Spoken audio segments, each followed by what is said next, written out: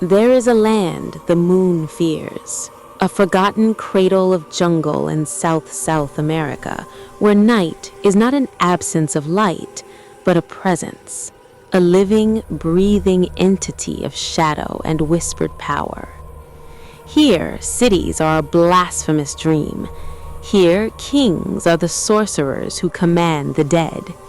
Here, magic is the only true currency, and blood its most sacred ink. Families survive not by bonds of love, but by the depth of their darkness. To be born without it is not a misfortune, it is a death sentence. In this land lived Miti. Her beauty was a quiet rebellion, a kindness that refused to be extinguished.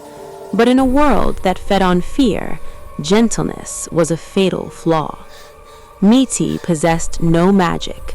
No spirit answered her call. The shadows did not bend to her will.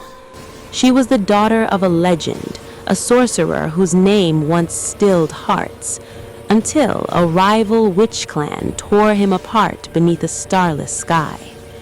Now, with her father's protection dissolved into memory, Miti and her mother were exposed, prey wearing the fading scent of a predator. Spirits of the ancients, here we rise, awaken the body. The law of the land was as simple as it was cruel. A daughter of a witch line who could not wield power had no right to it, unless she was claimed by it. Marriage into a witch family was her only shield. Refusal was not an option.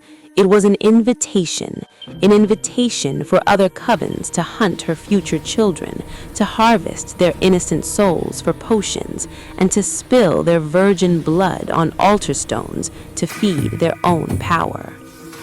The spirits had already passed judgment. Miti's womb was marked in the unseen world. To bear a child outside protection was not to give life, but to provide a sacrifice. They came on a night when even the jungle insects fell silent. The House of Zareth, a name spoken in dread. Their son, Malrik, was their offer and their threat. A sorcerer whose touch was said to blight flowers, whose whispers could coax the recently dead to sit upright. Cold, formidable, a master of death spirits.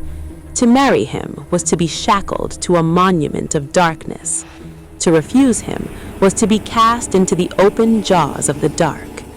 For Miti, it was not a choice between safety and danger. It was a choice between a gilded cage and the slaughtering ground. Miti pleaded with her mother under the feeble light of a single tallow candle. She spoke of freedom, of hiding, of anything but this.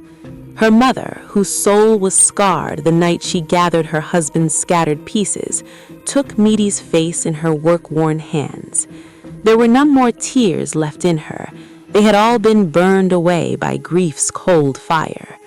Her voice was a raw whisper, the most terrible truth she would ever speak.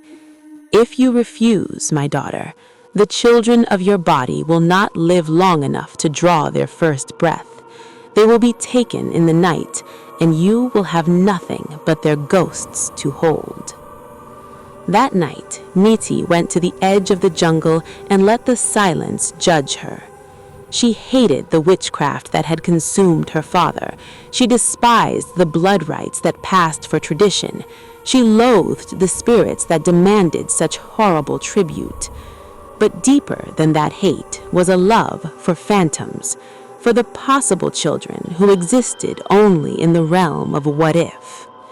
She could not condemn them to a death of torment for the sake of her own freedom.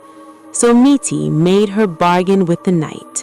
She would wear the ring, she would speak the vows, she would embrace the darkness, not for love, not for power, but as the only womb she could offer to the future. But Miti, in her sacrifice, understood only half the truth. Marrying into the House of Zareth would grant protection, yes, but some shelters are themselves a kind of tomb. She was trading the wolves outside for the viper in the bed.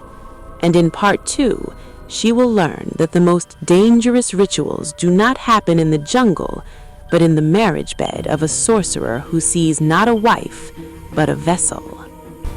The veil thins. The ancestors awaken, embrace the eternal night.